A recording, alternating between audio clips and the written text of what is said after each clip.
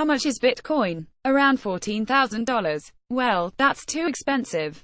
I can't afford that. It's a conversation that has surely happened thousands of times over the past several months as a new swarm of people find themselves enchanted by the cryptocurrency space and its tremendous gains. And it reveals not only a misunderstanding, but also a psychological barrier that many face stepping into the scene for their first time. Since so much emphasis is placed on how much one Bitcoin is worth across the industry, new users often come in thinking that if they want to participate, they'll have to fork over tens of thousands of dollars to buy a whole Bitcoin. But actually, that isn't the case. It's possible to buy a half of a Bitcoin, a quarter of a Bitcoin, or even a fraction of a percent of a Bitcoin. Yet, that's not always clear to new people entering the market, and many believe that's why a handful of altcoins, including Dogecoin and Dentacoin, both of which recently reached market caps of more than $1 billion, are seeing a pump in the price, as they offer an affordable way to get into the cryptocurrency markets in whole units. And this confusion is partly why developer Jimmy Song argues some standardization should occur in what the industry calls smaller units of Bitcoin. Toward this goal, Song released a standards proposal that seeks to express 1/1,000,000th of a Bitcoin, about 1 cent at today's prices, as a bit, and he's nudging wallet providers, exchanges and other Bitcoin businesses to support the proposal. If widely adopted, he hopes it will put an end to this confusion, and make new crypto users more apt to purchase Bitcoin, if even in tiny amounts, instead of cryptocurrencies that he thinks might come back to bite them, since many of the cheap altcoins don't have much technical merit to back them up. Rise of bits. The problem now is that more traditional dollar units, such as $5, when converted to Bitcoin look daunting and messy, at 0.000345 Bitcoin.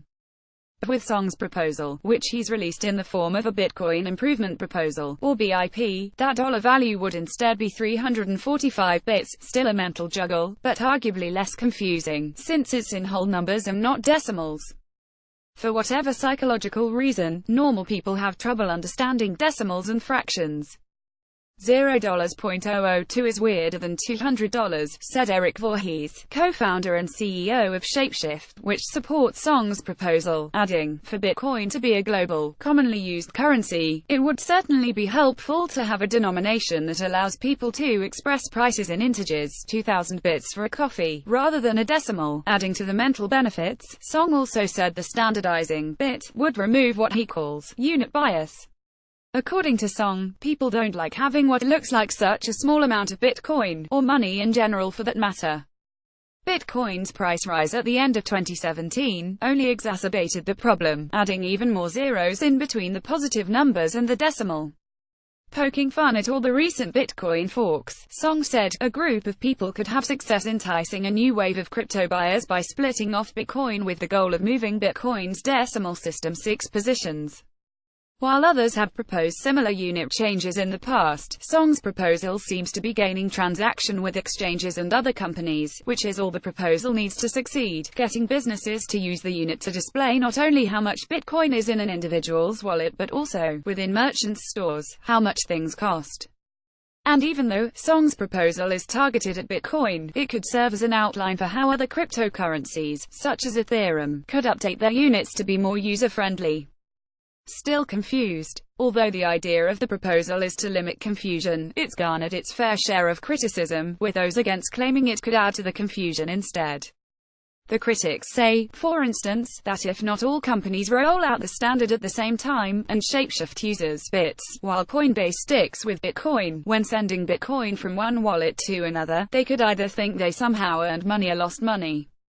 Voorhees, for one, even agreed this was a concern, but argued that it shouldn't stop Bitcoin companies from eventually adopting the standard.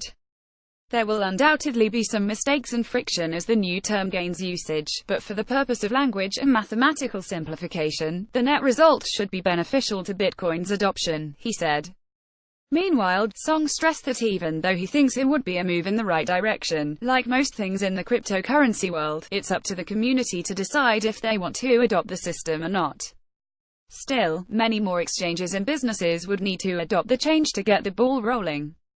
Song has been tweeting at various exchanges and companies, including CoinMarketCap, one of the most popular sites for checking cryptocurrency prices, suggesting they move to Bits. Song concluded, "This is meant to be a community-driven initiative and the benefits will hopefully be obvious to businesses." Disclosure: CoinDesk is a subsidiary of Digital Currency Group, which has an ownership stake in Coinbase and Shapeshift. Broken Bitcoin image via Shutterstock. The leader in blockchain news, CoinDesk is an independent media outlet that strives for the highest journalistic standards and abides by a strict set of editorial policies.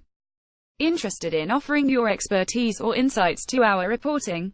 Contact us at news@coindesk.com.